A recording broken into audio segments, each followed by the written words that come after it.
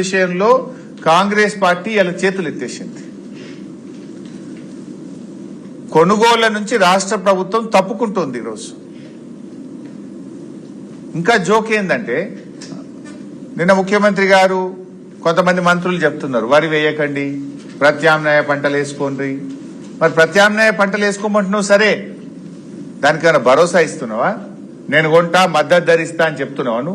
నువ్వే చెప్తివి మక్కలు కొనేది లేదు, జొన్నలు కొనేది లేదు, కేంద్రం కొనమన్నంతనే కొంటా అంటే ఇక కందులు, పెసర్లు, శనిగలు ఇవి కూడా రేపు ఆగమే కదా. అంటే ఈ ప్రభుత్వం రైతులను దారుణాతి దారుణంగా మోసం చేసింది.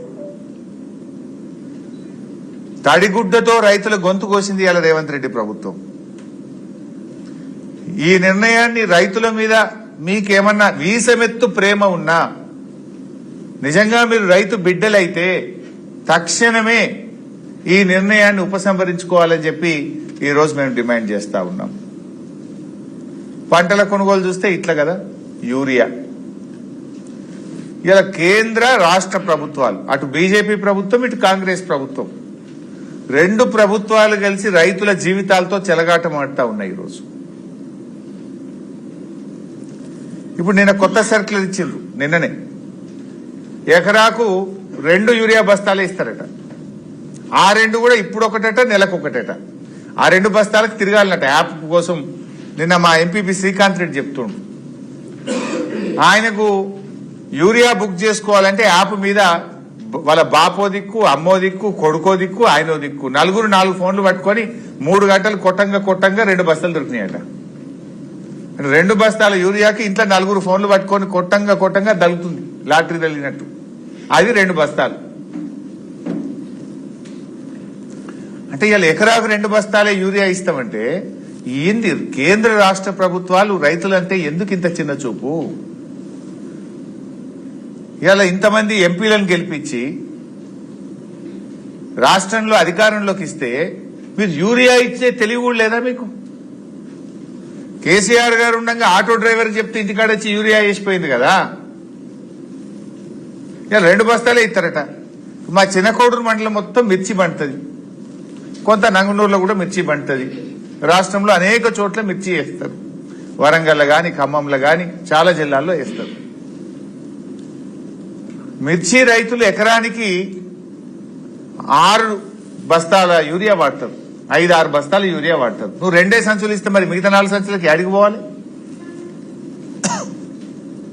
రాష్ట్రంలో 13-14 లక్షల ఎకరాల్లో మక్క పండుతుంది.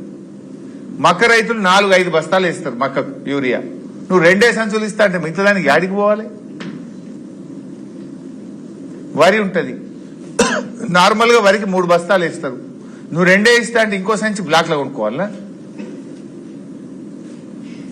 అంటే ఈ రకంగా ఇవాళ యూరియా సరఫరాలో కూడా ఈ ప్రభుత్వం దారుణాతి దారుణంగా ఫెయిల్ అయిపోయింది. పోలీస్ స్టేషన్లలో పెట్టి అమ్ముడు, యాప్లు పెట్టుడు. యూరియా ఇవ్వమంటే రైతులను పోలీస్ స్టేషన్లో పెట్టి చిత్రవదలు పెడుతున్నారు, అక్రమ కేసులు పెడుతున్నారు, పెద్ద పెద్ద లైన్లలో చెప్పులు లైన్లో పెట్టిస్తున్నారు. బాయికాడ వ్యవసాయం చేయమంటారా? యూరియా సంచుల కోసం లైన్లో నిలబడమంటారా? ఇవాళ కేంద్ర ప్రభుత్వం కూడా ముబ్బడిగా ఎరువుల ధరలు పెంచేసారు. 30% ఎరువుల ధరలు పెరిగినాయి. అటు డీజిల్ పెంచుడు, ఇటు ఎరువులు పెంచుడు. రైతు మీద భారం పెరిగింది. డీజిల్ ధరలు పెరిగి, ఎరువుల ధరలు పెరిగి, మద్దతు ధర మాత్రం ఆ స్థాయిలో పెరుగుతలేదు. పంటల కొనుగోలు ఆ స్థాయిలో ఉంటలేదు. రైతుల జీవితాల్ని ఎలా కేంద్ర రాష్ట్ర ప్రభుత్వాలు ఆ చెలగాటమాడుతున్నాయి జీవితాలతో. ఇలా యూరియా సరఫరాలో ఈ ప్రభుత్వం పూర్తిగా ఫెయిల్ అయిపోయింది. ఈ 2 బస్తాల ఆలోచన విరమించుకోవాలి. ఇప్పుడు మిర్చి బండే రైతుకు 5-6 బస్తాలు కావాలి, మక్క బండేటోళ్ళకు 4-5 బస్తాలు కావాలి. ఏ పంటకు ఏ మోతాదులో కావాలనో ఇయ్యాలి, గాని అందరికి ఒకటే సూత్రం అంటే ఎట్లా? పంటల దిగుబడి తగ్గిపోతుంది అంటే రైతు వ్యవసాయం చేయొద్దా? మాట్లాడితే రైతు బిడ్డలు, రైతు రాజ్యం అని డైలాగులు కొడతారు కదా. మరి నిజంగా సోయిన్నోడైతే కనీసం కొద్దిగానన్నా రైతు మీద మమకారం ఉంటే, ప్రేమ ఉంటే, రైతు అవసరాలను మీరు గుర్తించాలి కదా. అందరికీ ఒకటే, సాగుకు ఒకటే మంత్రం, పెళ్లికి ఒకటే మంత్రం అన్నట్టు అన్ని పంటలకు 2 బస్తాలంటే ఎట్లయితుంది? ఆ ఇచ్చే 2 సంచులకు 2 సార్లు పోవాలన్నట. దానికి యాప్ పేరు మీద కొంత సమయం పోతే ఒకరు పోయి తెచ్చుకోవాలంటే ఆటో కిరాయి, మనిషి ఒక రోజు పని ఖరాబు, మళ్ళా నెలకు పోతే మళ్ళొక్క సంచి. ఏం కోసం పెట్టుడిది? నిన్న బోనస్ కూడా మంగళం పాడినరు. ఇప్పుడు ఏం చెప్పిండ్రు? మొదలేమో అన్ని పంటలకు బోనస్, ఆడికెళ్ళి వడ్లకు బోనస్ అన్నారు, ఆడికెళ్ళి సన్నాలకే బోనస్ అన్నారు, ఆడికెళ్ళి సన్నాల్లో 33 రకాలకే అన్నారు. ఇక నిన్న సాగు కబురు సల్లగా చెప్పారు, ఇక 33 కాదు 7 రకాలు అన్నారు. ఆయన తెగబెట్టినట్టే కదా. ఇక ఈ 7 ఎకరాల్లో ఈ 7 రకాల్లో కూడా ఎన్ని కథలు, కొన్ని వెరైటీలు ఉన్నాయి. బీపీటీ 520 అని రాసిండ్రు. ఇది ఎప్పుడో ఏజ్ హోల్డ్ సీడ్. ఇది దానికి విపరీతమైన చీడపీడ.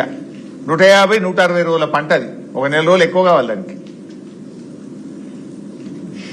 దిగుబడి కూడా 20 క్వింటాలే వస్తుంది. అది ఇప్పుడు వేరే వాటిలో 30-35 క్వింటాల్లో వస్తాయి, 20 క్వింటాలే వచ్చి. మరి నువ్వు నీ బోనస్ కంటే ఎక్కువ లాస్ అయిపోయాయి.